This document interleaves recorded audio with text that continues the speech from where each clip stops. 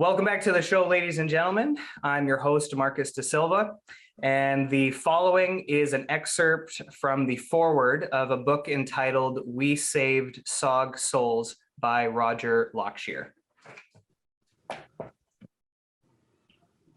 During the Vietnam War, far from the halls of Congress, snooping reporters, loving family members, and conventional U.S. military forces in South Vietnam, a deadly top-secret war was conducted for 8 years across the fence in Laos, Cambodia, and North Vietnam by small Green Beret-led reconnaissance teams supported by fearless Army, Air Force, Marine Corps, and South Vietnamese Air Force aviators under the aegis of the Military Assistance Command Vietnam Studies and Observations Group, or simply SOG. The Green Berets and helicopter pilots who ran those missions from 1964 to 1972 signed federal non-disclosure agreements that prohibited them from talking to anyone outside of the SOG chain of command for 20 years about any aspect of the secret war. American aviators were told to forget you were there. The Green Berets who ran those missions carried no form of identification because the US government and the communists in North Vietnam agreed publicly to withdraw all combat troops from Laos and Cambodia. If any Green Beret was killed or captured during those missions, the US government needed plausible deniability to protect the official stated position. By 1968, the North Vietnamese Army had sanctuaries with more than 25,000 troops in Laos and more than 40,000 in Cambodia, from where it launched attacks across the border into South Vietnam and returned to regroup and lick their wounds as conventional forces were banned from tracking them into those countries. SOG's missions were critical to the war effort. The top secret nature of SOG missions, targets, and after action reports were approved and received by key staff at the White House and the Joint Chiefs of Staff. When the secret war ended, the government ordered all records documents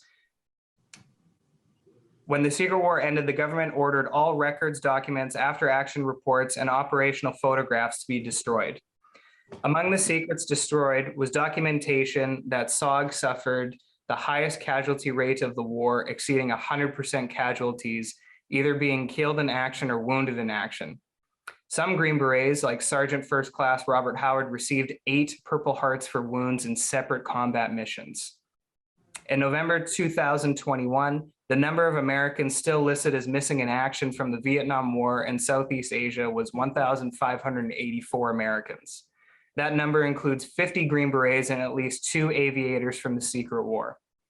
When the secret war Green Berets or aviators were killed in Laos, Cambodia, and North Vietnam, their families were told, usually in the most vague language, that they died in South Vietnam.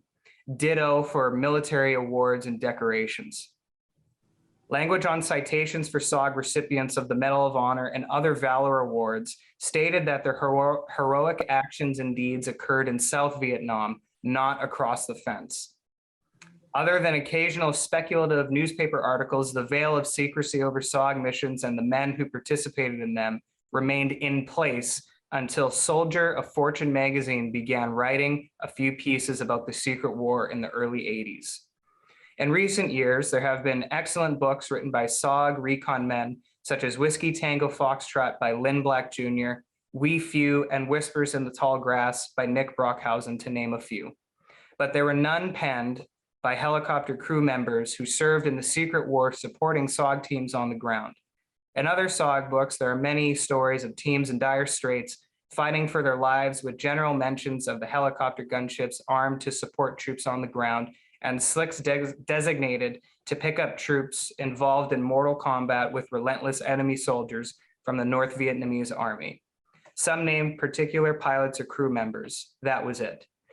Thankfully, that has been corrected by helicopter crew chief Roger Lockshier, who served in the Black Angel fire team of the flight platoon and the 101st Aviation Battalion, 101st Airborne Division during the deadliest year of SOG missions, 1968.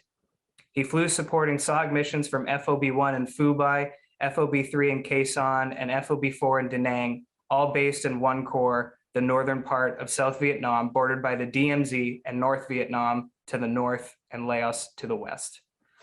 And that concludes the excerpt that was written by a two-time guest of this podcast, one Mr. John Stryker-Meyer, and he appeared on episodes 13 and 17 of season 3.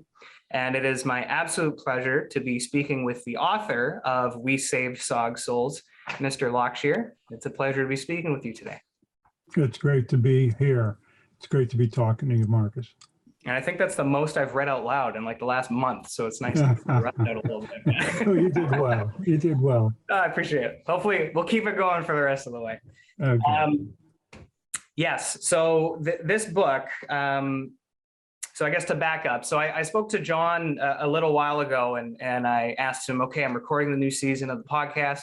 Is there anybody you know who could come back and talk about SOG? And the impact that when I first heard John's stories as he was a guest on another podcast and then his own podcast, the stories are just incredible. They're so hard to believe. And reading several of John's books and then reading your book, it's just incredible. So I've spent the last like 4 or 5 days just reading this thing. It's been fantastic. And I'm excited to read it again where I have a little more time to just kind of digest it a bit. But it was just great running through this book. It's absolutely incredible. If you're listening to this, you absolutely must get this book. I am going to be going through reading some, discussing it with Roger, but we're covering a fraction of the book. And there's so many stories in there that we're not going to even cover that are just ridiculous. And they're so impactful. You got to go get this book. But with that, Roger, what we're going to do, the format for today. So we're going to run through this book. The great thing about the way that it's written, it is pretty much chronologically documenting your service. And so front to cover, we run right through it, discuss a lot of missions, discuss your experiences and the lessons that you learned. But before getting into the actual content of the book, just give us a little bit of context as to what you were doing in Vietnam in your service. So I'm very curious as well, how did you end up in the Army? And I'm curious as well, you grew up in Connecticut. Doesn't seem like a big military place, unless I'm wrong. And then tell us how you ended up in SOG. Well, first off, Connecticut is, believe it or not, a very large military area in history. Historically, anyway, we have a major sub base where they build the subs, the nuclear subs here in Connecticut. There are various arms factories like Colt and Winchester and a whole slew of others, High Standard, that they're not all here today, but it comes from a pretty well-established military supportive state. Back in 1965 time period when the war in Vietnam was starting to crank up, I was actually working in a company with a deferment. I was working as an apprentice for a form of tool making. And some of my friends started getting drafted. And they supposedly had deferments. Now, whether they actually did or not, I don't know to this day. But they were getting drafted. And I had an interest in the military from a young age. And I decided that I wasn't going to be drafted. I was going to enlist and go for what I wanted to go for. And I enlisted what was then termed Airborne Unassigned. I was enlisting to go to Special Forces. And that was my goal. So the recruiter, he said, okay. He said, this is the way we have to do it. You have to go Airborne Unassigned. And after you finish basic training and some other stuff, as he put it, then you'll have your opportunity to go to Green Beret training. So I went through basic training, and near the end of basic training, as we started getting our orders for our next assignment, I'm figuring, well, I'm going to be going to jump school into Green Beret qualification. Well, it didn't work out that way. what the recruiter didn't tell me was that the military had the option of sending me for whatever training they so chose that they felt I'd be best fit for. However, the airborne part, jump training, was still, something that they had to honor if I qualified. So after basic training, I went down to Alabama, to Fort Rucker, Alabama, for aircraft maintenance training. And they have multiple schools, and you progress. They take a top percentage out of each class and move them forward to the next class. Well, long story short, I made it through all the classes that were available, and it was 4 or 5 months later by the time I was able to go to jump school. During the training at Fort Rucker, I ended up training on helicopters and various helicopters, but not the well-known Huey helicopter. So I got my orders to go to jump school, went to jump school right after Thanksgiving of 1966, finished jump school December 22nd of 1966. The last few days of jump school, when it was clear that, I was going to make it through okay, we had already started making our jumps and whatnot. I met with the Special Forces recruiter, and he was looking at my files, and he knew what my new assignment was going to be. I didn't. And he said, listen, I'm recommending that you hold off going to qualification. He said, right now, he said, we're needing so many people, but if you were to have a problem, if you had a physical injury or whatever, the likelihood of them sending you straight to a line out for an infantry unit is very high, regardless of the training you've already had. So he said, go to your next duty station. You're getting sent to the 101st Airborne. He said, it's a fantastic organization. Get some experience under your belt as a crew chief. You're going there as a crew chief, a helicopter crew chief. Get some experience under your belt. Then, after a few months or so, then apply for Green Beret training for qualification. That way, if there's any issues that happen during training, you just get sent back to your old unit. So I said, okay, makes sense. Well, I went to the 101st Airborne, loved it. Absolutely fantastic unit. I fit in there really, really well. I gained rank quickly.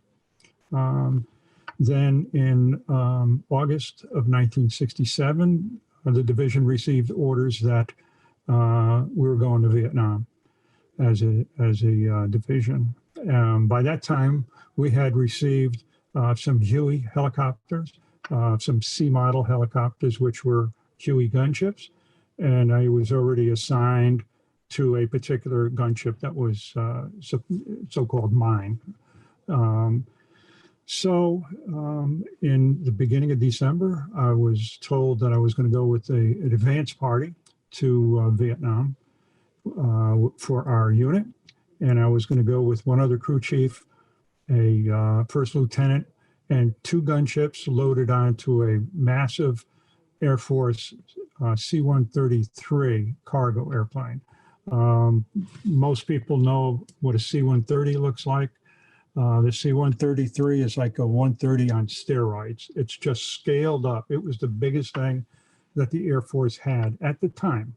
So we were able to load up the 2 helicopters, all the weapon systems for the 2 helicopters, plus a Jeep, and myself, another crew chief, and this lieutenant, and off to Vietnam we went. So once we were in Vietnam, we started running operations right away. Before Christmas, we were already running combat missions, and we started working different areas around Benoit.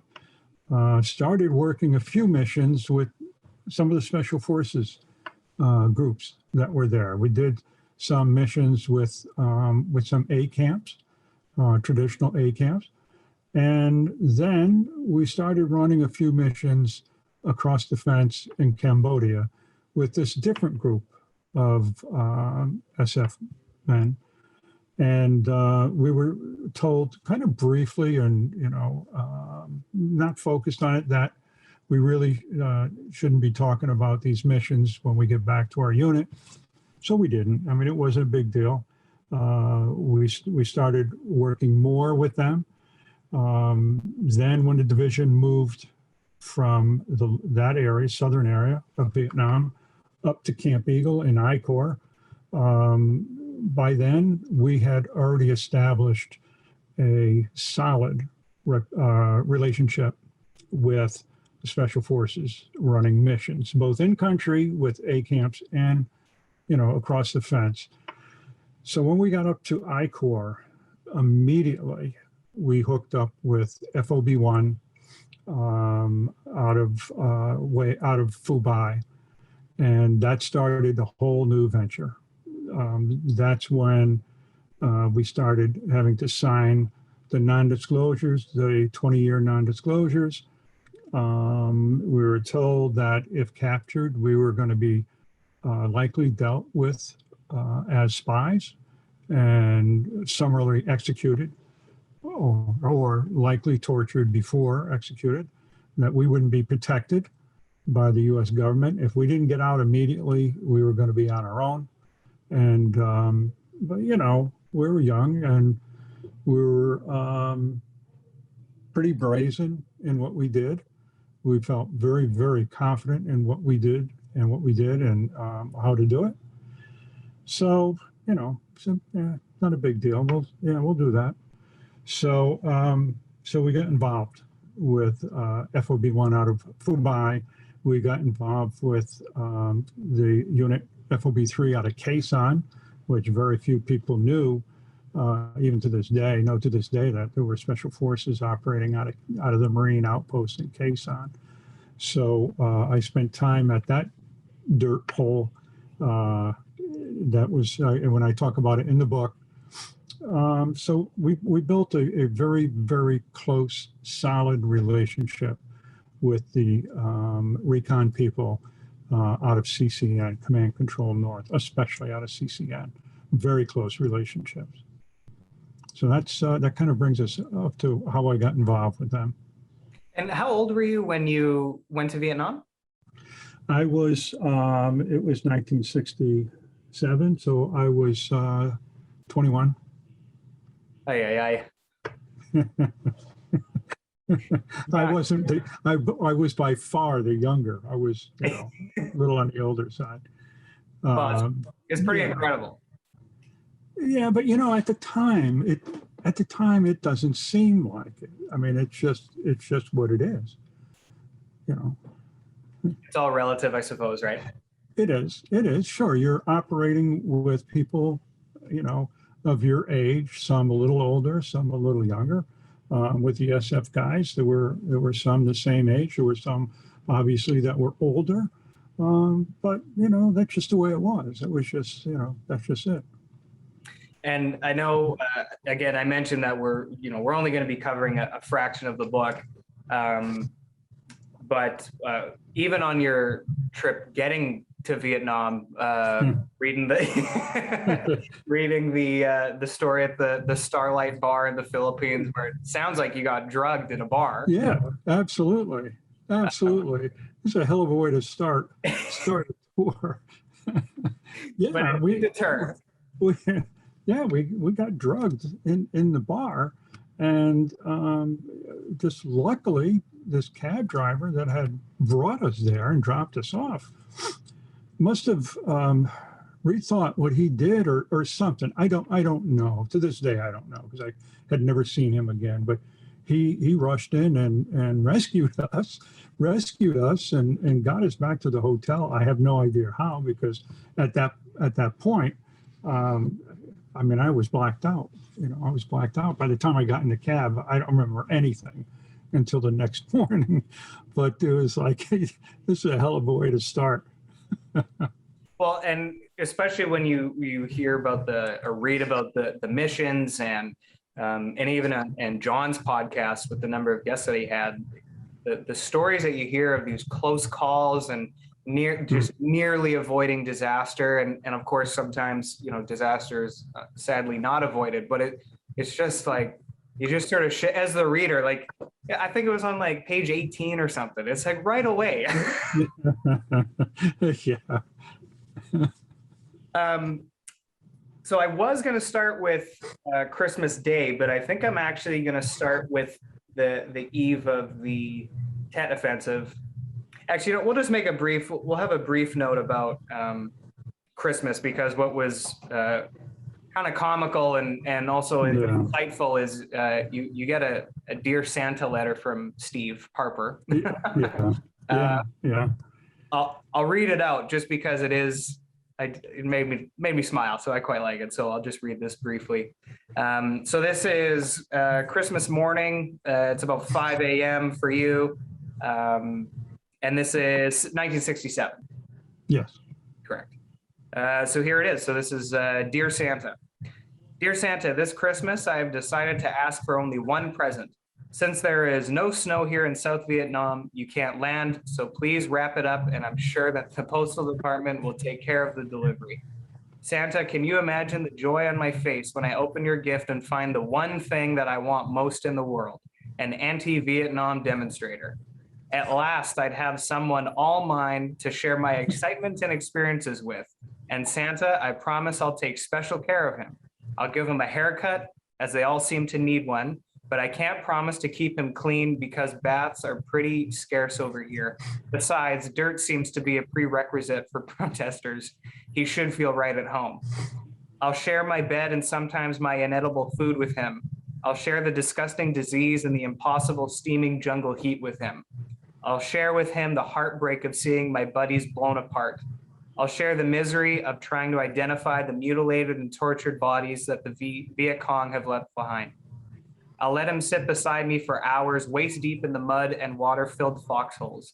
And Santa, I'll be warm with the joy of giving a little hell. As I messed the page up. I'll be warm with the joy of giving a little hell to this Christmas present you were thoughtful enough to send me. And Santa, I promise to always give him his own way for as long as he lives. Of course, that won't be long if he insists on saying the things he said in the States. The next time one of our patrols are attacked by the Viet Cong, I'll let him run to the front and tell them he loves them and wants to help them. Santa, for New Year's this year, I've decided to ask for another present. Do you think you could perhaps send all my buddies a demonstrator of their very own? Sincerely, Stephen F. Harper, 101st Aviation Battalion, 101st Airborne Division, Screaming Eagles. And so before we recorded, when we spoke, I guess it was last week, and we'll cover a little bit of it as well in the epilogue, but one of the things I have always been very curious about and just never really understood, well, first of all, the cognitive dissonance between what people were seeing stateside and then the reality of the war that was occurring.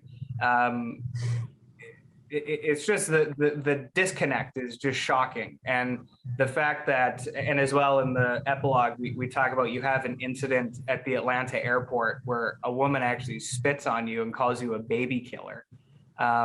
Meanwhile, the Viet Cong and the NVA ruthlessly kill everyone they come in path with. They don't subscribe to the same. There's no rules of engagement. There's no professionalism as far as soldiering. It's quite brutal, and it's quite well documented in your book, some of those experiences as well, where you hear about what the enemy had done to even just the local people, farmers and people who look like them, not Americans, but people who look like them, and the brutality that they go through, let alone the brutality that was facing the soldiers.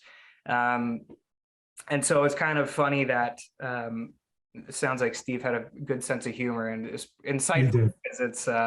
He did. And Steve was a combat vet before I met him. He had already served a tour with the 101st Airborne 1st Brigade. He was an infantryman, a machine gunner.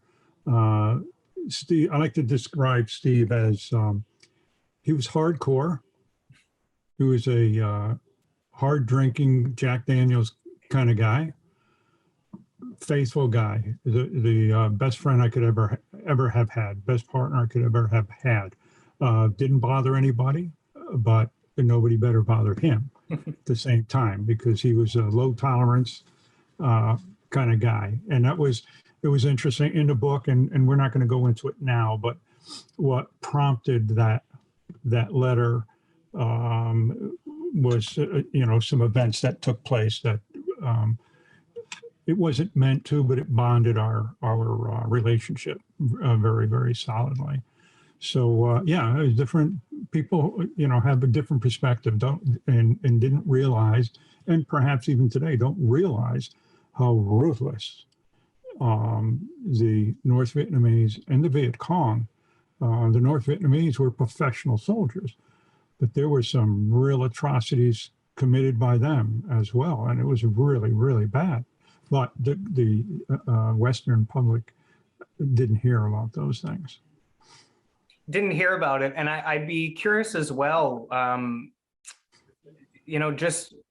I noticed that as well with, like, more recently when you talk about some of the combat in Iraq and Afghanistan, where just the details of what happens, like understanding the enemy, it doesn't seem to be a popular topic in Western media coverage.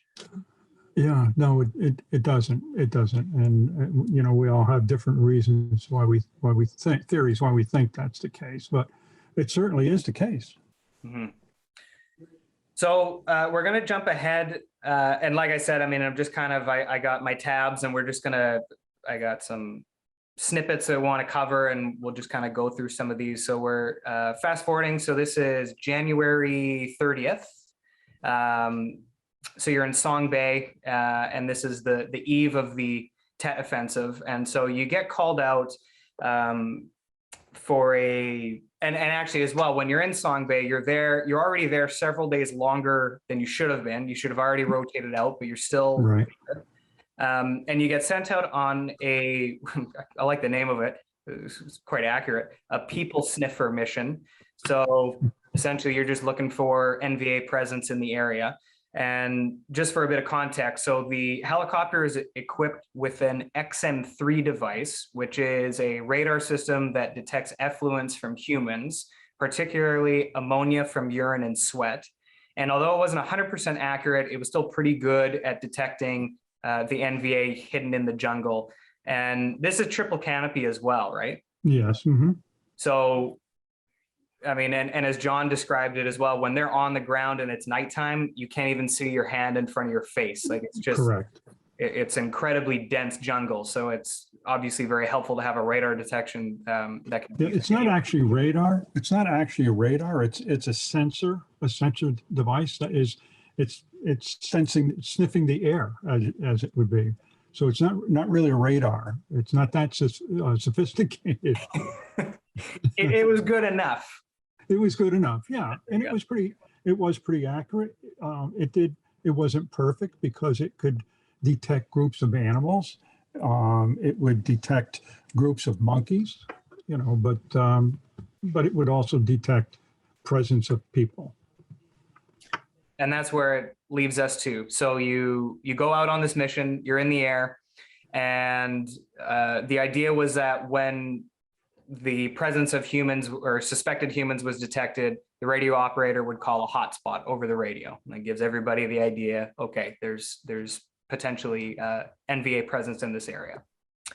So going to the book. From the moment the XM3 system was turned on, a hotspot was called out, immediately followed by another and another and another.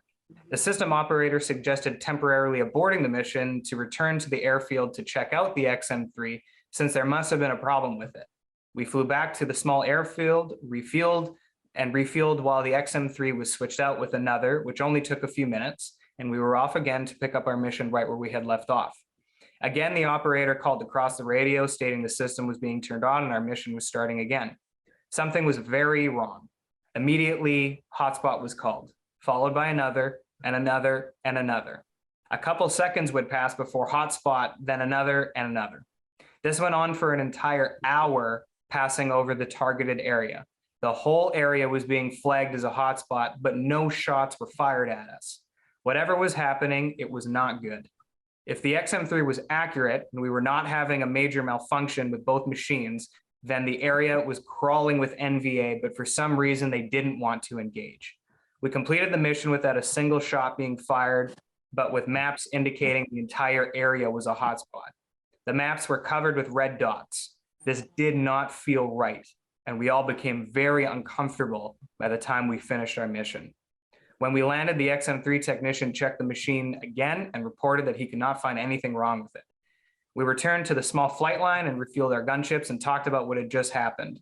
We were all in agreement that this could be a very bad place to be if fighting erupted, but it was the eve of the Tet holiday and a ceasefire was going into place in just a few hours when midnight arrived. The locals were already starting to celebrate the holiday early, setting off small fireworks. And even though I knew it was just fireworks being set off, it still seemed like something bad was in the air. That didn't help my nerves any, and I was getting very edgy after what we had just experienced during the people sniffer. The area seemed to be packed with enemy troops just waiting for the right moment to attack us. We were all exhausted from our several-day rotation, and it seemed like all hell might break loose at any moment. Finally, late in the afternoon, our relief arrived. The 2 gunships with 2 pilots, 2 co-pilots, and 2 crew chiefs and 2 door gunners came fresh from Benoit wearing clean clothes and looking so polished compared to us. We were so dirty that we blended right in with our dirty clothes. The drastic difference between the 2 sets of crews actually looked comical, and it was hard to believe that we got so filthy over the last 7 or 8 days. We exchanged pleasantries and brought them up to speed about what had been going on in the area, especially the people sniffer mission. They said that Benoit was also starting to celebrate the upcoming Tet holiday, and small firecrackers were being set off all around the area. Apparently, other than that, things were somewhat quiet back at our base camp, and the remaining flight crews were anxious to see us after a long stay at Song Bay. And so then you head back to Benoit, you shower, you have something to eat, and you rest. But I mean, it feels very uncomfortable. It does, and it did. It did. It was a very unsettling time. I didn't have much faith in the ceasefire because I saw how it was only observed by the American or the Allied troops during the Christmas ceasefire. And I had no reason to think that this one was going to be any different, although, you know, everybody was being told there's going to be a ceasefire. It's going to be a ceasefire for the Chinese New Year. Yeah, that night, during the night, all hell broke loose as the Tet offensive kicked into high gear. And that was really bad. It was really, really bad. The people that relieved us up at Song Bay got mortared, and several got hurt pretty bad. And the ones that took our place, both helicopters were inoperable. They were mortared, had heavily damaged. For myself and the other crews that were back at home base, we ended up during the night, as soon as the rockets started and explosions and mortars started, we took off and ran down to the flight line to our respective gunships. And it was a perfect scenario for defensive wise, because we had these large revetments, these L-shaped bunkers that we would park the choppers in, and the solid wall side of the revetments all faced the Benoit, the Benoit airfield, the Air Force airfield. And the insurgents had gotten between, they broke through the Benoit airfield, did a lot of damage to the Air Force, and they were in the fields between the airfield and us. And, you know, in looking back over it, and I do mention it in the book, I think the objective for the Viet Cong and North Vietnamese, the objective was to breach the command center, where our commanding generals were. We had two commanding generals, one commanding general and assistant commanding general, but they were both generals.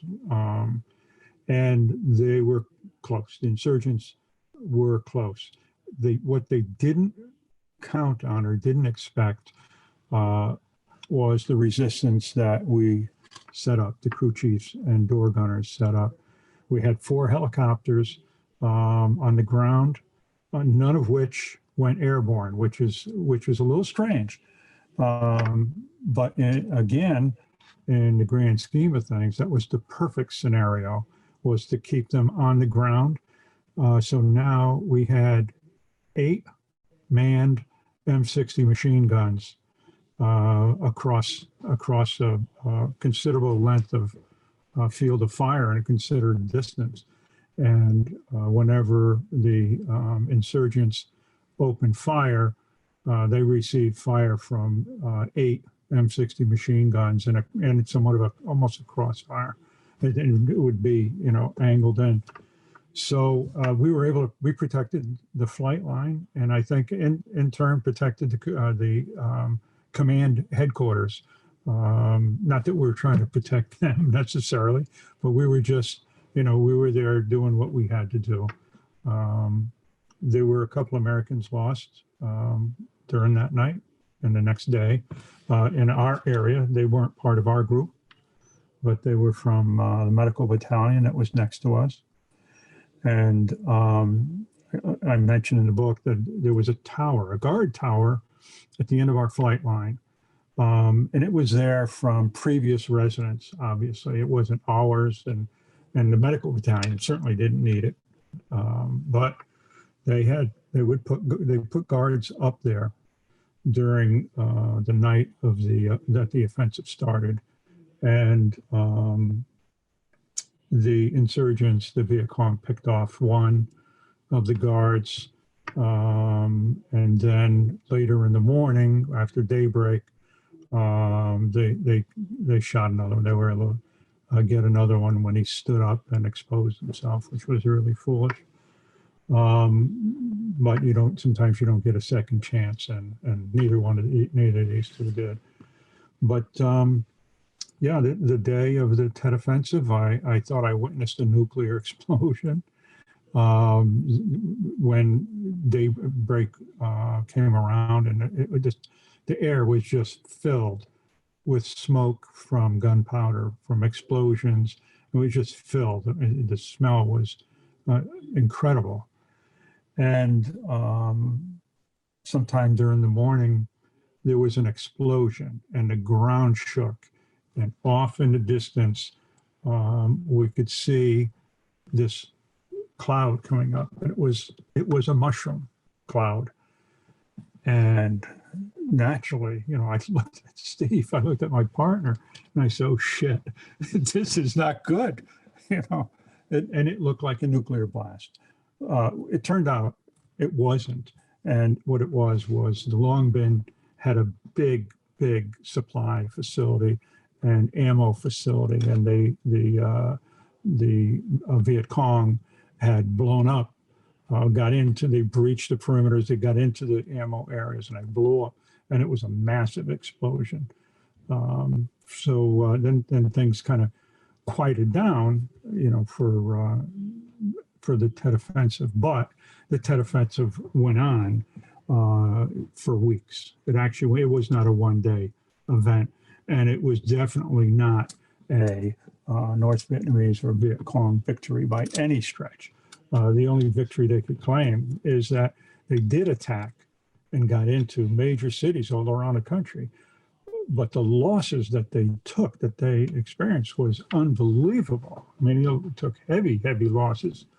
So that was the Tet Offensive. And with that, especially when I was reading that you guys had so when the helicopters didn't take off, they were on the ground, and that you had 8 M60s So just describe like the weapon, the M60 itself, because when I read that, I was like, oh my God, that is heavy Yeah, firepower. it is. It's a 7.62 caliber or civilian 308. It's a automatic weapon. It's belt fed, and it's used by infantry as a squad weapon. It's very effective, and very powerful. And that's what we use for our door guns on our gunships, and we use them freehand, hands without mounts or anything else. We were just handheld. So we had 8 of them down in the flight line, 2 in each revetment going down the flight line. So it was heavy firepower, a huge amount of firepower. And it's a really heavy weapon itself too. Isn't it like a 30-pound gun? Yeah, it's about 26 pounds. Now, with ours, we were a little lighter because the 26 pounds is, I believe, fully set up with a bipod and with a large butt stock. For our usage, we took the bipod off. We didn't need it. The large butt stock, we didn't need that, and any kind of ancillary stuff we didn't need. We just wanted it stripped down. So it was a few pounds less, but we weren't hauling them, around for hours on end. I mean, we when we were flying, they sat on our lap. When we were in combat, we were, holding them and firing freehand. Did you guys have a nickname for the gun? Because I've heard it referred to as the hog, because it sounds like a pig when you shoot it. Oh no, that's not the M60. Oh, okay.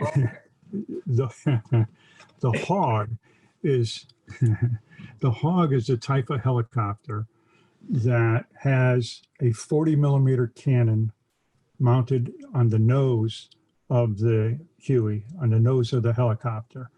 And it fires a 40 millimeter grenade. It's belted ammunition, and it looks like a hog because it's got this round, on the cover of my book. Oh, I have it here actually. And yeah, if you hold it up, Yeah. right here, Right that's there. the 40 millimeter cannon. Yeah. So when you look at the helicopter, it looks like a hog, and they call it a hog and different names, but that's that's where that comes from. That's not the machine gun. Okay, good. Stand me corrected. Yeah, that's okay. And there was one thing, I just wanted to back it up a touch. There was one thing that I made a note of as far as talking about preparation and being battle ready. And this paragraph here just stood out to me. So this is just before you get woken up on the, I guess it was about 2 or 3 a.m. once the offensive started. But here we go. So off in the distance, I could hear the locals' small firecrackers. The Tet holiday was supposed to be a peaceful time for everyone, locals, VC, NBA, and US forces. I was hopeful that would be the case, but I couldn't get what had happened at Song Bay during the people sniffer out of my head. No matter what the higher powers were saying about the upcoming peaceful Tet holiday, my gut was telling me a different story. I was just hoping that my instincts were wrong. I asked Steve if he was feeling the same way, and he confirmed that he was. He also said that he made sure that the 2 M60s in our gunship were clean and ready to go.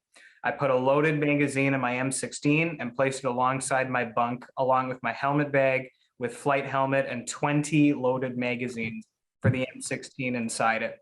As was my customary way of sleeping, I placed my holstered and loaded Colt 45 on my chest. It took a while for me to relax enough to fall asleep, but eventually I did. And yeah, sure enough, I mean, your instincts were, as you described, right on point, and it was quite epic.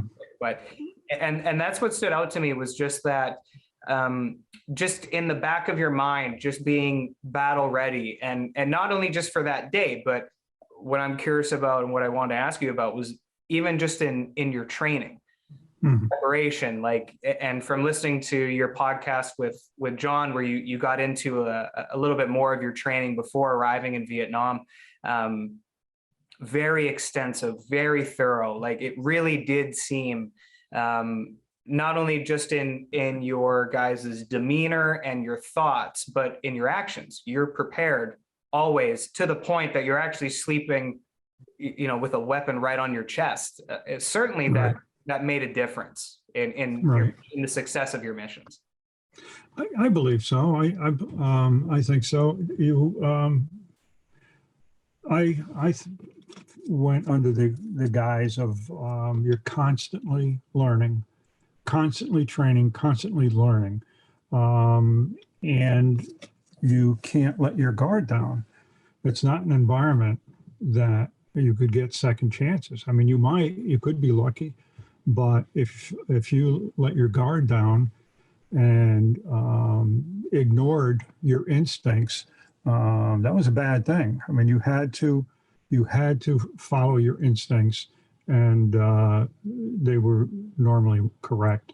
And training, yeah. I mean, the training could never do too much training, and our training, fortunately or unfortunately, was training by fire, and we would learn things every time. I mean, we'd learn things, and we would try to really be observant of what's going on other than what we're doing, and not be tunnel vision by anything, because then that's also a dangerous thing to do when you're in combat.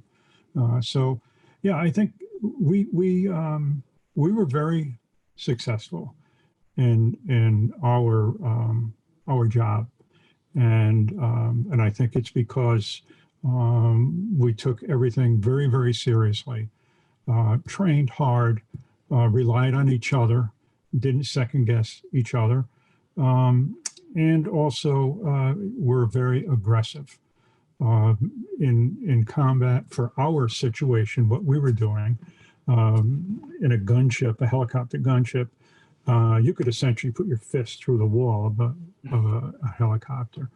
So, to think you're going to stay inside and hide is a fool's way of thinking. So the way I saw it, and I started this early on with my then partner, Steve, was in a firefight, I'd go out on the skid and get an even better sight on our targets and be able to stay on that target longer, because you could swing from forward and swing all the way around and back and fire down below you, behind you. And many people, including John Tilt, said, that's nuts. That is crazy. So, well, no, it's not. I wanted to survive. And if you sit back and think that, nothing's going to happen to you in a safe place, you're wrong. So our survival, I believe, was a result of being extremely aggressive, regardless of what the situation was. And we would prove that over and over and over, and get ourselves out of, and get our teams on the ground, get them out of Laos and North Vietnam under situations that we were so overgunned and so outgunned and so overpowered that we shouldn't have, but just a sheer aggression of nonstop, non letting up. I mean, that was the key. And that was the key. I mean, we weren't trying to be bravado or anything like that. We were trying to survive. And we felt the key to our survival was to be more aggressive than your enemy, to get them to flinch. And it worked most of the time. Well, and what's funny about that is it's a pretty frequent occurrence. I like watching like NFL football and hockey and UFC fighting, and you'll hear this come up. Basketball, here's said very frequently by announcers that when a team goes up, they get a lead. Generally, then that's when they start playing defensive, and then that's when the other team usually gets the jump on them, and then oftentimes they win the game. And when reading all these stories and exactly how you said it, that default aggressive like, we're going to go out on the skids, which I know you just kind of threw it out there sort of nonchalantly. That is wild. Like, just the fact that you can override that instinct in you where you're inside of a helicopter, which, as you say, is essentially not really going to provide you any cover. Bullets are going to go right through it. Yeah. Which, as a civilian, I genuinely did not know until I read this book. And I'm like, oh my God, like, you know, because you would think helicopters is, you know, it's made out of hard materials. I don't know, like bullets are going to not go, but, you know, bullets go through there with ease. And the fact that you guys were going to go out on the skids, that's our best point of attack, full field of vision, and we're just going to lay it down, and that's the key to the success. So it's amazing to override that and just okay, we're going to go for this. If we're here to fight, we're going to fight. And sure enough, you know, it proved to be the right way, it seemed. And it was effective. It was effective. Now, just to be clear, the pilot and co-pilot, their seats were armor plated. They were protected on the side, just short little wings on the side. The back was fully armor protected, and the seat itself was. But our seats were canvas. so we used body armor. We had body armor that were short. There were plates. There were ceramic and Kevlar woven plates that for the front and the back. They were heavy. They were awkward, uncomfortable. But that's what we had, and we would take a back plate, an extra back plate, and sit on it. So we generated our own protection while we're in the helicopter anyway. And that was proven to be effective as well, because there were instances, and you also talk about a team that you run into, I don't remember when, but you mentioned to them, oh yeah, put the back plate on the seat, you sit on the seat, and that protects you at least from being shot from underneath. And the other team actually said, oh, it's kind of uncomfortable. It's like, uncomfortable? It's going to save your life. Yeah, I know. Unbelievable. I mean, you know, I don't know. I don't know how you explain that out, you know, unless, I mean, my only explanation in my mind is that those folks weren't seeing much combat. And that's, I mean, that's a reality. I mean, that could be. Because if you are seeing a lot of combat, you want every edge you can get, you know. And the other one was with the ballistic helmet. When we were issued ballistic helmets, they were very uncomfortable and hard to get used to, and it actually hurt. You know, they were just uncomfortable.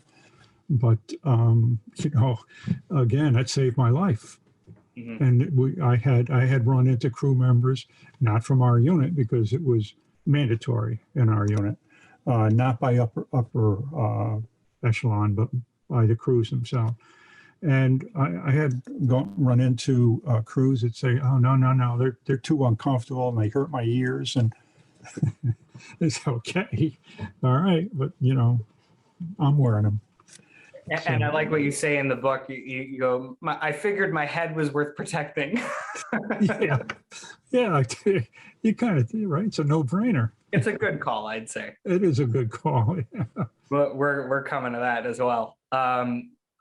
There was one thing I wanted to mention as well before moving on to a different portion of the book here. But you talk about sort of the atmosphere of the villagers after the Tet Offensive, and you chronicle, you have some interactions with the women and children. There's a vendor that you're not a fan of, and hopefully we get to that story. But overall, you know, friendly enough with the village prior to the event. After the Tet Offensive, you know, you describe it just seems a bit different. The villagers more guarded, more serious, not making eye contact. And then what absolutely shocked me, you have an incident with, you're out on a break with Scott, is it DeArmond? Yeah, yep. And a grenade gets left on your truck by a bunch of kids. Yeah. Take us through that.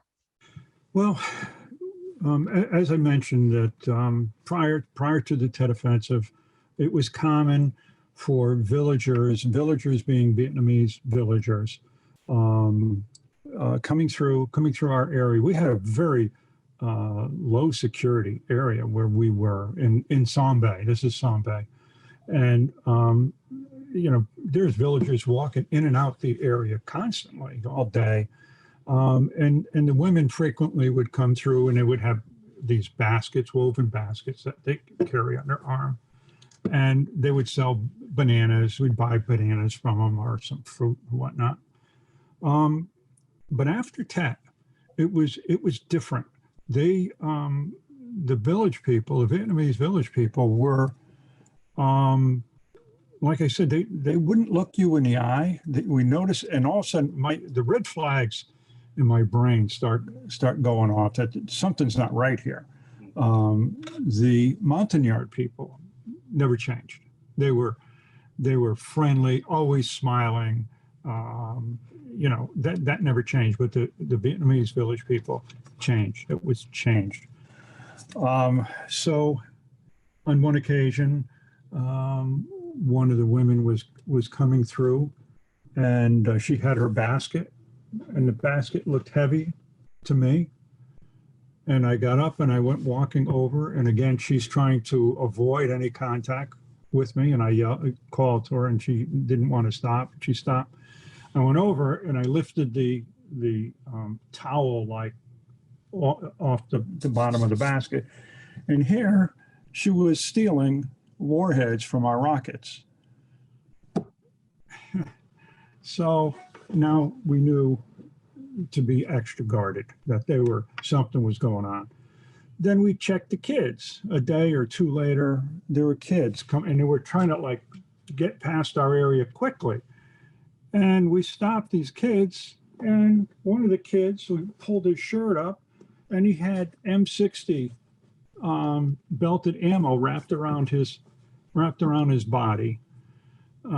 So we knew what was going on, and this is not a good situation. Then we were taking a break. We were in between missions. We refueled our two gunships. Scott DeArmond, who later became my partner. At the time, he was with 1st Brigade of the 101st Airborne. He was running the supply truck, the supply ammo truck. He came up with his load of rockets and machine gun ammo, and he came over, and he didn't unload it yet. There was no rush. We were already loaded. We were all set. He came over, and we were just shooting the breeze, and a group of kids came over to us. A small group, maybe 6 or 8 kids, and they're fooling around with us. Just acting like little kids. I mean, young kids. They're all under 10 years old or so. And as they're doing that, I'm looking over at the 2.5-ton truck that's loaded with ammunition and rockets, and there's kids over there. And Scott glanced over, and he picked up on something, and he just said, "Whoa, whoa." And he took off running over towards the truck, which is only a few yards away from us, maybe not even 50 yards. And as he took off running, the kids that were by the truck took off running opposite and away. The kids that were around us took off running. When Scott got over to the truck, he's looking around the truck, and he noticed that the cap for the fuel tank on the truck, the cap's on a chain. The cap was hanging down. And he looked in, and here's in the fuel filler cap, there's a funnel-shaped screen, removable screen. And here's a hand grenade sitting in it, wrapped with tape on the pin pulled. So the spoon was wrapped with tape, and he saw it and he yelled grenade, and he pulled it out, he threw it. When he threw it, I grabbed my M16 and I took a sight on the kids are running away. And I thought this this isn't going to look good, you know. So I put it down, and from that day on, we wouldn't let any of the kids or the villagers anywhere near us. Had we not realized what was going on, and had that cap been put back on, that thing would have exploded and would have taken all of us out, plus the choppers, everything else. It would have been really, really bad. So your instincts, you pay attention to your instincts when something doesn't feel right, and that was an example of little kids can kill you too.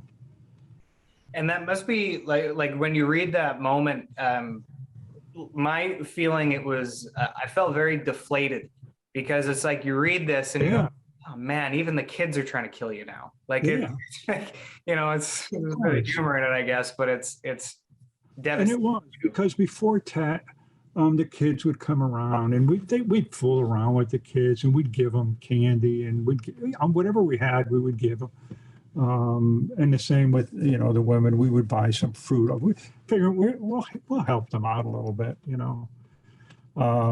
but and that was the feeling. It was very, very depressing and deflating to think that, even the kids, you can't trust anybody,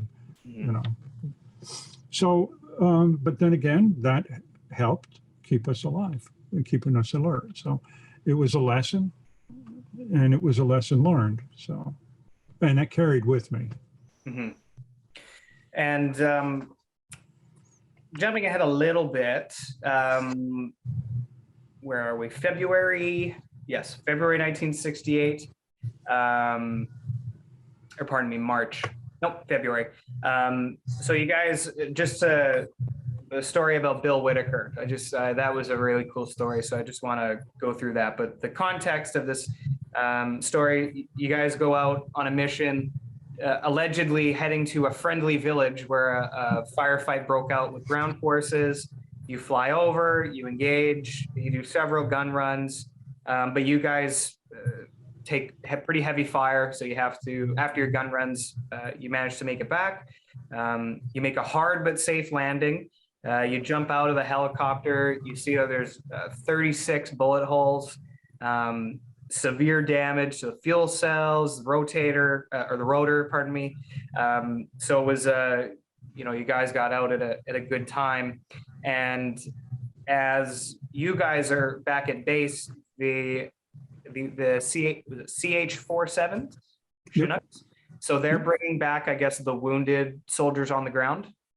No, they're collecting the wounded.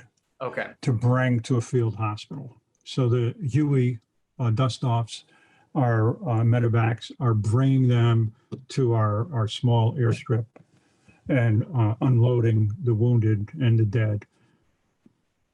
Okay. And Thank you for the correction. So just fast forward to this little snippet here. So when a dust-off arrived, we would unload the wounded, and when the dust-off left to retrieve more casualties, we would move the wounded to the designated area where they were triaged. Some of the wounded could walk, and we would help them walk to a waiting area. Some were more seriously wounded, and we would move them to where Mr. Whitaker and the other medics could address their wounds. And Mr. Whitaker was a medic himself. He was a Special Forces medic. He spent 12 years in the Special Forces as a medic before going to flight school and becoming a pilot. And so after about an hour or so of doing this triage work, one of the soldiers that you took off of the dust-off was already classified as KIA, killed in action. Steve and I were carrying the stretcher with his body to place it with the others that had died when something about him caught Mr. Whitaker's eye. He stopped us and told us to put the stretcher down so he could examine the soldier. He said, "I don't think he is dead." And he started doing CPR and insisted that the soldier be put on the Chinook that was preparing to take off and deliver its load of wounded to the field hospital. Mr. Whitaker stayed with the soldier. Steve and I loaded his stretcher into the CH-47, and we could see him working on the soldier as the big helicopter lifted off and began its flight to the field hospital. I asked Bill what made him react to the man who was considered dead. He said he was not sure, but something inside him told him to help that man. Maybe years of being an SF medic made something about the soldier click within himself to act, but he just wasn't sure.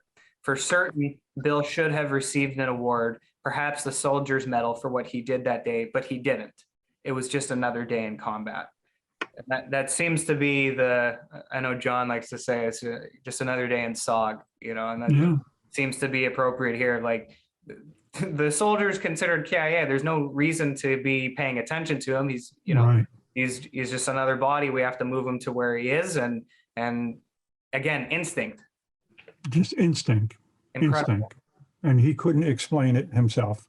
And here's a fellow that was alive and would never know the story behind, you know, his being taken care of. You know, it just, Bill Whitaker was unsung hero that day. I mean, he really was. It clicked.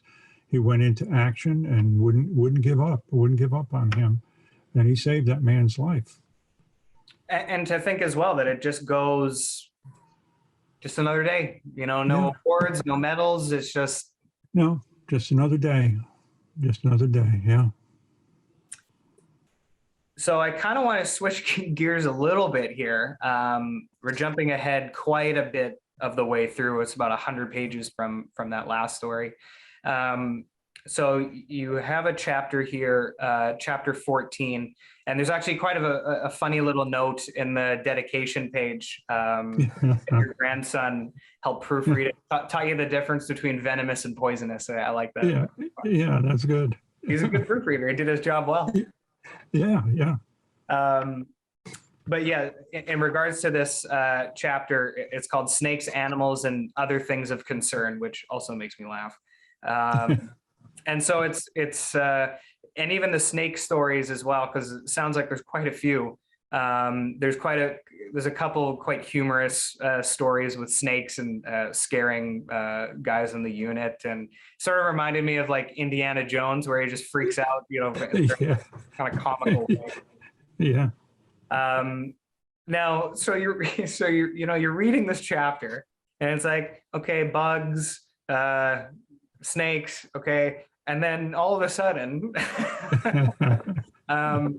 you get hit with this story, kind of near the last page of the chapter. So kind of just fast forwarding here. So on another occasion, a team noticed that they were being followed after they had been on the ground in Laos for a few days.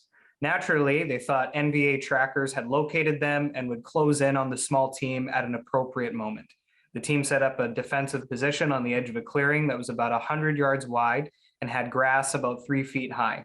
The team waited silently in ambush, and after several minutes, they heard a faint noise on the opposite side of the clearing. Suddenly, a figure appeared that was visible from just the shoulders up, but it wasn't an NVA tracker. They described what they saw as a humanoid ape-like creature that was covered in light brown hair or fur, except for the face. After a few moments of just staring at each other, the team 1-0, the team leader, lifted his arm and waved it back and forth. Looking back from across the field, the creature lifted his hairy arm and mimicked the waving motion. For a few more minutes, each side just looked at each other. Then the creature walked away into the thick jungle and was not seen again during the time the team was on the ground. It seems that none of these creatures have been delivered to mainstream media or anthropologists, but nonetheless, there had been multiple sightings by many different soldiers throughout the years that our soldiers were in Southeast Asia and over the ages in the cultures of the indigenous peoples of the region. Even the North Vietnamese government and NVA soldiers reported encounters with strange creatures during the Vietnam War. The descriptions given by NVA soldiers were very similar to those reported by US soldiers. Each side described the creatures as being between 5 and 6 feet tall, powerfully built, and walking on 2 legs. In 1974, a North Vietnamese general sent an expedition into Laos in search of the creatures, but supposedly found only footprints and nothing else. My own experience of seeing something strange in these trees happened during the summer of 1968 while flying in the remote area of the Annamite Mountains just north of the northern end of the Ashaw Valley. We were flying low level just above the treetops along the crest of the mountains when something moving in the trees caught my eye. At first, I thought it was an NVA spotter, so we quickly circled back to get another look. All the while, I watched it moving quickly down from the tree. By the time we were able to circle back, it had moved out of sight. What I was able to see appeared to be human-sized, and I had clearly seen its arms and legs. I hadn't seen a tail, and what I saw looked to be light brown or tan-like in color, similar to an NVA uniform. We circled the area several times, but could not find it or even draw fire from any NVA that may have been there. That seemed odd because in this area, the NVA were always quick to engage in a firefight. The image I saw in those brief moments always seemed strange to me, and at the time I thought it might have been a large ape. I didn't know at the time that there were no large apes in that part of the world. And there's another story as well just before this that talks about a team that they hunker down in the cave. They think that it's they're being harassed by an NVA team, but it's at night, so they can't see anything. And I guess the radio, there's a cable from the radio, and the 1-0 set up, gun drawn, because something was pulling or someone was pulling on this cable, and it went on for several hours. And then they wake up the following morning, they see feces and a big like matted, the grass was matted and stomped down from where it looked like something was sleeping. Yeah, so it's just like, you're reading, okay, Vietnam, okay, yeah, we know what's happening, helicopters, SOG, and then, okay. Yeah. So tell us more about that.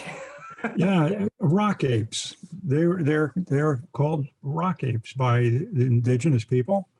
For the indigenous people, the mountain people and the Brew, this is a part of their culture and part of their history. They think nothing of it when they would be asked about it. They would just, they live in the forest, they live in the woods, and they got their name rock apes, supposedly because of encounters that indigenous people had with them, that they would start, these creatures would start throwing sticks and rocks at the people that they encountered, and they were supposedly known for that, for throwing in large rocks and stones and things, and it was very common in their culture. So, but you don't hear much about them. The incident that you were referring to about the team being held up in the cave is a really funny story. To listen to the person who was involved. That's a good friend, Tim Schaff. Oh, yeah. And to hear him tell the story, and when he had told the story to me, and one of his teammates at the time, he's since passed away, but John Smitty, confirmed everything that was going on. And they said that they could hear multiple, they could hear more than just one. They could hear, they were sure there were trackers. And then in the morning, they found several bed down areas that something had bedded down over the night and slipped away before dawn. But the cave that they were in may have been the sleeping place of one or more of these creatures, because Tim and Smitty had said it stunk awful. It had the nastiest smell in the cave, but they figured that would be a good place anyway, because who's going to go in there? But yeah, that's what happened during the night. That whatever it was kept pulling on the phone wire, just gently pulling on it, and just not tugging, but just gently pull. And Tim almost shot whatever was there, but thought twice. He knew that if he fired a shot, then their cover is blown, for sure. So yeah, there's some good stories about those. Well, I can just imagine too, you're trying to avoid, being tracked by the NVA, which they're very good at, and it's very difficult. Yeah. And now you got rock apes too. It's like, oh, come on. But the rock apes didn't hurt anybody. Which is good. Yes, that part worked out okay. Now, chapter 15, I think that's my favorite chapter of the book. So you befriend an individual by the name of Dow, and despite the bit of a tragic ending to the chapter, I really did enjoy that. It was quite an uplifting break from a lot of the real seriousness of the stories leading up to that. So rather than read something, I just like to hear you talk about him a little bit. So just tell us about. Okay, sure. Dow, it brings a smile to my face just thinking about him. He, to me, and for me, he was like the most calming for my soul. I first met Dow in Mylock, up at Mylock when we opened the camp there, this SF camp running mission recons. And Dow was a brew elder. When I first met him, I didn't know who he was, what he was. He came walking up to where we had our 2 gunships with 2 of his buddies. And when he came up, I noticed that, he must have been the leader of the group because the other 2 were kind of just a little bit behind him, almost alongside, but just a little behind. And he came up and they just squatted down where they squat down and their butts just about touch the ground. They could squat that way for hours. And he was watching us. So, I didn't know what was going on. I mean, I didn't see him as a threat or anything, but I was curious. So I said to Steve, my partner, I say, Steve, I said, I'm going to take a walk over. You stay here. I'm going to walk over. And so I went walking over to where the 3 were. And to kind of make a long story short, we started to get a conversation going, if you will. I mean, yeah, I was just going to say.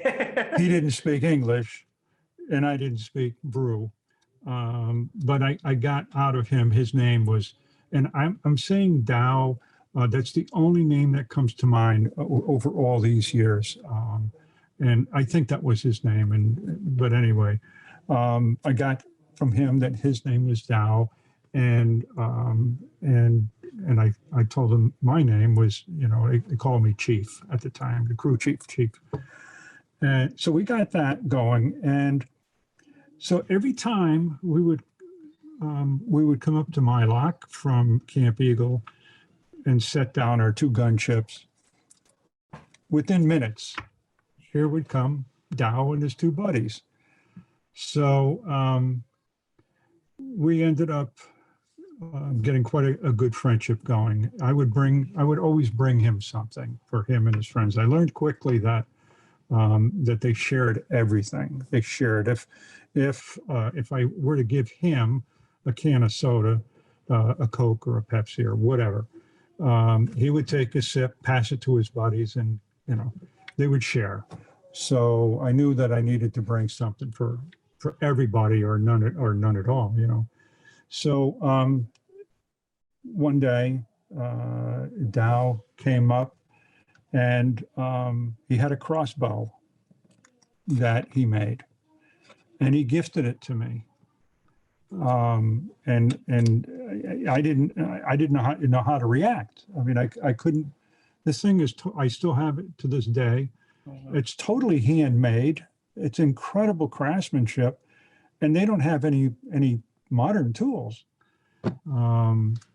So then a little later on, he gifted me a small pipe, a real small pipe, little bowl. The stem had 3 brass rings that somehow he cut a cartridge bullet cartridge and shaped it to fit on the stem. And the little tiny hole through the stem is probably 3 inches long with the tiniest hole. It's like a little, like a 16th diameter hole. I don't know how the hell he got it in there. I've since learned that they probably used a piece of wire that he kept heating up and just gently heat it up and push it through. Anyway, Dow and I got to be very, very close. One day, and this is probably where we're leading. One day, when we came up there, I didn't have anything. I didn't bring anything. Dow came up to the flight line. I had tried numerous times to get him to sit in the helicopter, just to sit on the floor. And I couldn't get him to do it. He wouldn't do it. The best I could get him to do was we got him to sit underneath, or to squat underneath the tail boom, and I would sit on the ground, and we would just sit there and point at the birds, and just spend silent time together. Anyway, I didn't have anything to give him, and I realized that I had a chocolate bar in my pocket, a tropical bar, and they're these little like a Hershey bar that they don't melt in the heat. I don't know what they're made out of, but who knows? Made by chemistry, I guess. But so I thought, I had that. So I took it out and I unwrapped it, and I went to give it to Dow, and he pushed it back. He pushed my hand back, and he was pointing to me, me first. So I bit off a piece and I handed it to him. And he smiled, and he put the thing in his gummed mouth. And most of his teeth were gone, and they chew on this this betel nut, and it red stains their lips, and they're like blood red. And he's gnawing on this thing for a minute or two, trying to get a piece off, and it's all wet and gooey. He finally got a piece off, and he handed it back to me.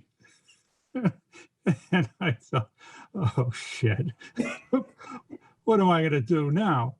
And he was intently looking at me like he couldn't, didn't understand. So I thought, oh well, what's the worst that could happen? So I took the remaining soggy, wet piece and popped it in my mouth, and he beamed. He had the biggest smile on his face. So that was Dow. He, in his early days, was a warrior. I was told he was a fierce warrior, and also was told that his era, his tribe, his people, they were headhunters, and they were known to be cannibalistic. So this is a serious character, but he was the nicest man I may have ever known, and I really miss his friendship. But that was Dow, and there's a lot more in the book about Dow. But yeah.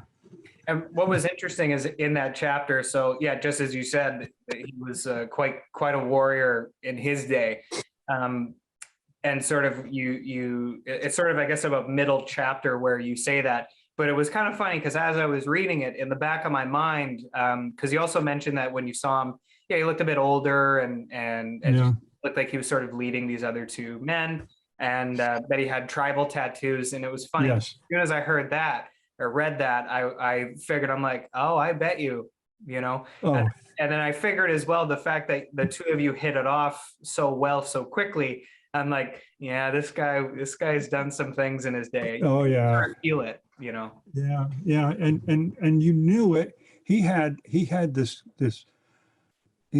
air about him, at least what I could feel, the way I felt it. He had this dignified, quiet, serious, friendly. He had this aura about him that it was just, I just found admirable.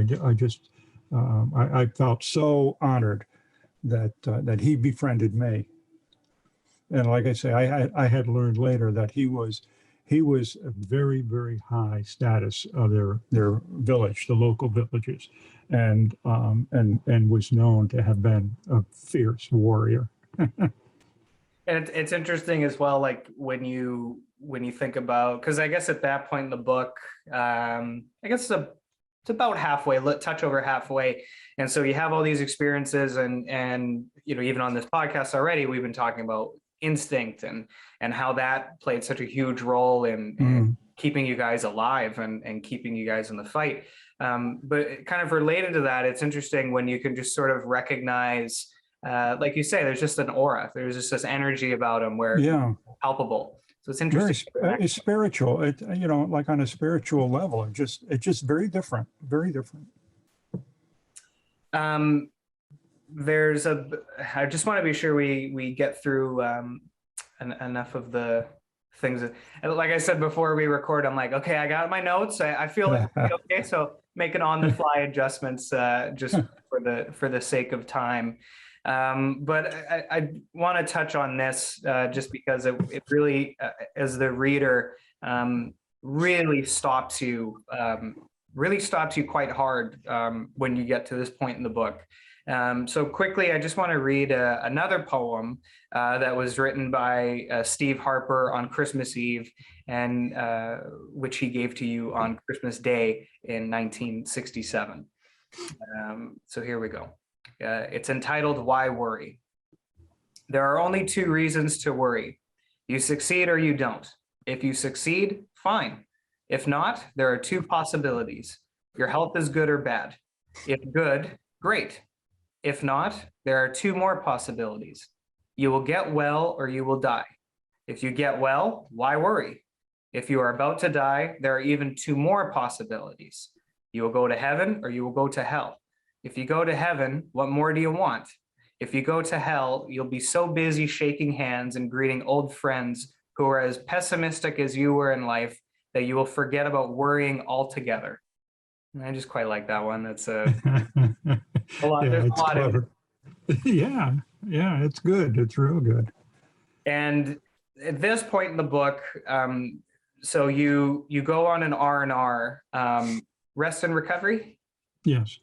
And so you originally go in, or you make the application, I suppose, for Australia.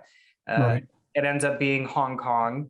So you go, you return, and when you come back, you run into Steve, and he's banged up. His face is cut up, scabbed, and you ask him what happened, and he said that I guess it was the day after you left, they were right.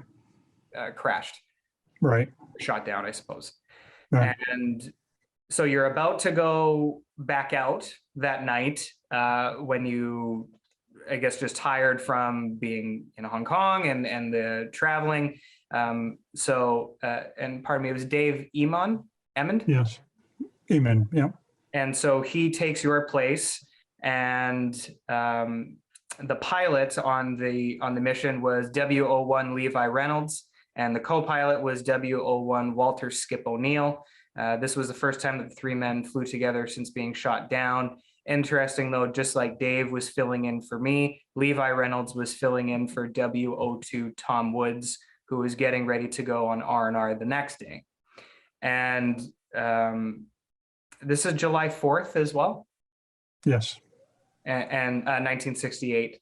And so they go out on mission, and you're back at base, and you're approached by First Sergeant Top, and he came to you, and you could tell by the look on his face that something was very wrong. He said to me, "Chief, your ship went down and there are no survivors." I couldn't believe what he was saying. They had just left on a typical Firefly. How could it be true? Top leaned toward me and put his hands on both my shoulders and said, "I'm sorry, Chief. I'm really sorry." My knees felt weak, and I needed to sit down and process what was happening. I sat down, put my head in my hands, and started crying uncontrollably. My best friend and partner had just been killed, and my very good friend had died because I had asked him to take the flight for me. At some point, I picked my head up and looked over at the division HDQ area. and the festivities that were still continuing like a party in the park. 4 men had just given up their lives, and here, a few miles away from the crash site, there was a party going on. My head was spinning with anger, sadness, confusion, guilt, and every other emotion that could be thrown into the mix. It felt like my world was crashing down, and part of me was being ripped out of my body. More anger and more guilt were coming into my body, and I felt like I was about to explode. I drank a couple more beers, and for the rest of the night, I stayed awake, asking myself over and over, why? Why did Dave have to die just because I had asked him to take my place? Why did he stop, turn around, and look at me the way he did, and then just nod and leave the tent? What did he feel and know? Why did Steve say the things he said? Things that he never, ever said before. What was he feeling in that moment? What did he know? And so rather than me read that part, what was it that Steve said to you right before he left on mission? Well, Steve was, he felt invincible. He would say many times, there's not a gook in this world that can kill me. He hasn't been born yet. He would say it was just common. He would say that, no matter how bad the missions were going to be, he would say, "Don't worry, Chief, not today," and stuff like that. That day, Steve's bunk was right next to mine. We slept right alongside each other. And he got up and he looked down at me and he said, "Well, Chief, I guess if I'm going to die, I guess I might as well die on my own ship." That was it. And, he'd never, ever, ever said anything remotely like that. I don't know what he was thinking or feeling. When Dave got up, Dave was 2 bunks to the right of mine. Steve was on my left. Dave was 2 bunks to my right. Dave got up. He was close to the door, and normally, he would just get up and walk out the door. He got up. He got to the door. He stopped and he turned around. He was just looking at me, and he nodded his head. And off he went. So that was and still is. It's a tough time. And I don't know what they were thinking. Yeah, and when you're reading that, it's difficult because you can kind of feel a bit of the tension building. There's a couple close calls, and you can just sort of feel it. And even you described, like, it seemed like there was just a bit of a shift in the energy at that time, and it just, things didn't seem to be going, just sort of that impending doom. And and then obviously for both of those men to act in a way that was out of character, and then the result is shocking. And it's shocking to read it, let alone it's impossible to, me sitting here to even understand what that would feel like. But just the overwhelming, as you said, it felt like you're about to burst. That seems right. Like, just that, how do you even process that when it's so sudden? Yeah, I don't know. You go on. There's there's the next mission. You've got a job to do, and you've got to be on your game. Otherwise, you're not only going to put yourself at risk, but you put the rest of your crew at risk if you're not up to speed. If you're not on your game. But it was very hard to process. I don't know if I've ever fully processed it. The wonder. The same 3 out of those 4 people were the ones that crashed the day after I went on R&R. It was the same crew, except for Dave Eamon.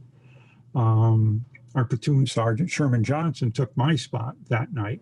He ended up with a broken leg when I got back from Hong Kong. He had a cast from his hip down to his ankle.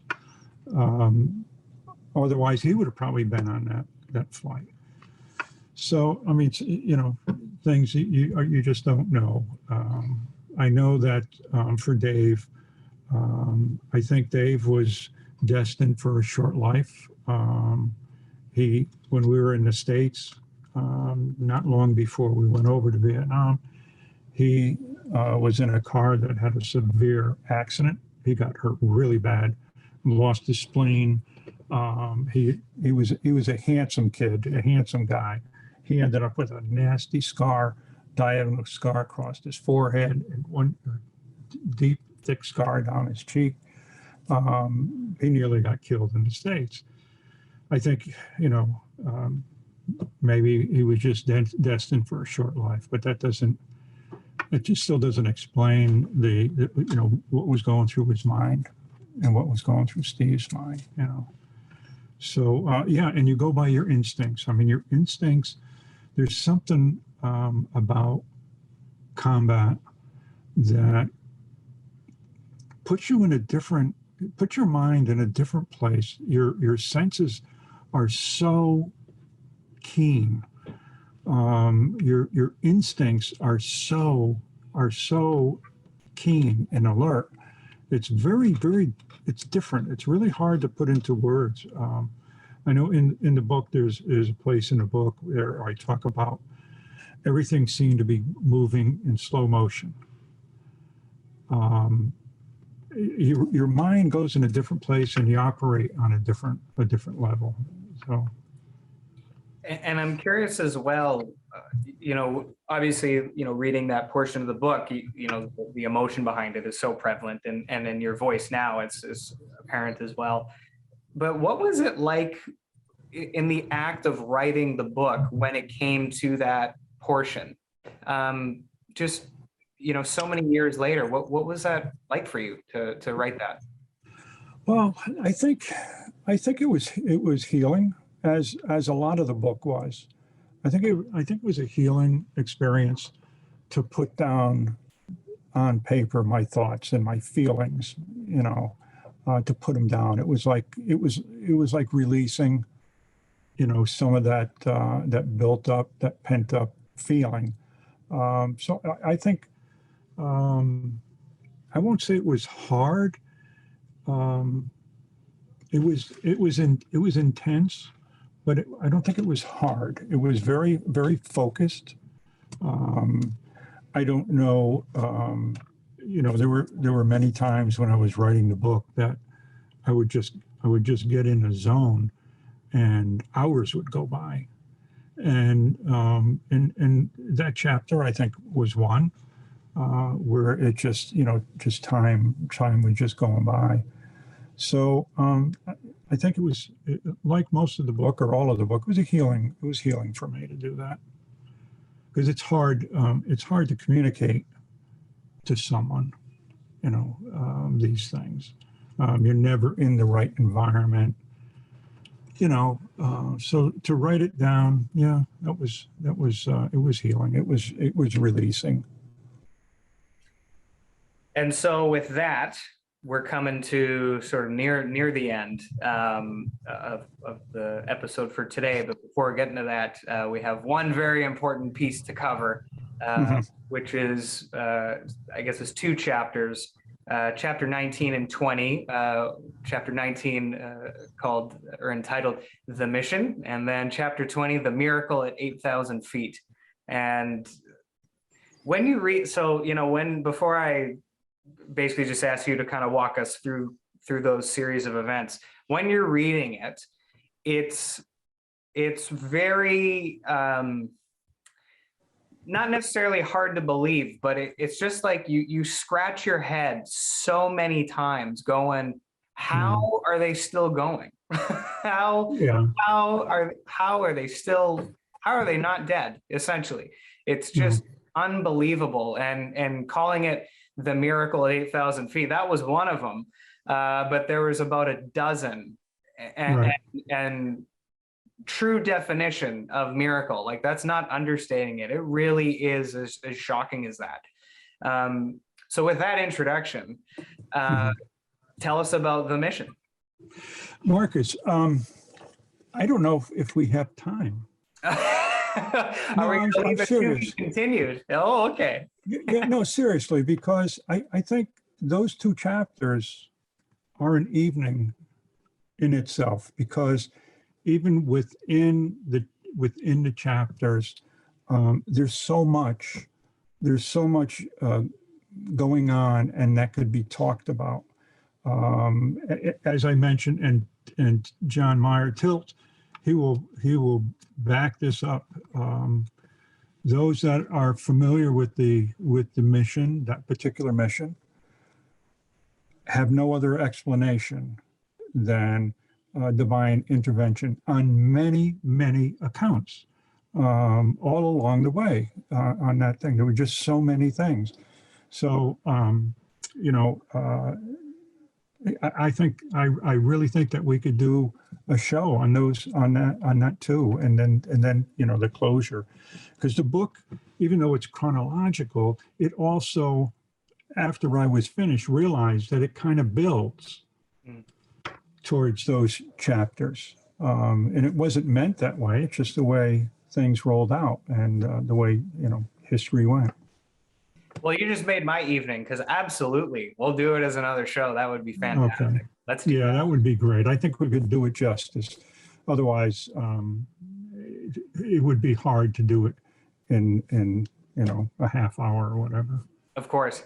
No, absolutely. I think that's fantastic. So what we'll do is we'll stick a to be continued on the end of this episode, and we'll pick up on chapters 19 and 20 on the next episode. And then I guess we'll since there's a little bit after that as well, we'll cover the remainder of the book sure on that show. So let's do that then. Yeah, because there's a couple of very interesting missions after that as well. Yes, sir. Absolutely. Okay, so we're going to do that. And for tonight then, I just want to say it was such a privilege. I love doing these. These are just, they're so, they bring me a lot of joy to do these podcasts.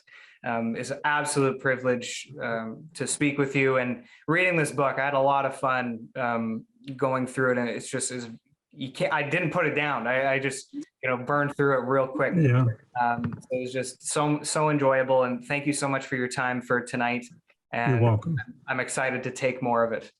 Okay. Yeah, we can do that. I've enjoyed it. It's been very enjoyable for me. Great. Thank you, sir. Thank you, Marcus.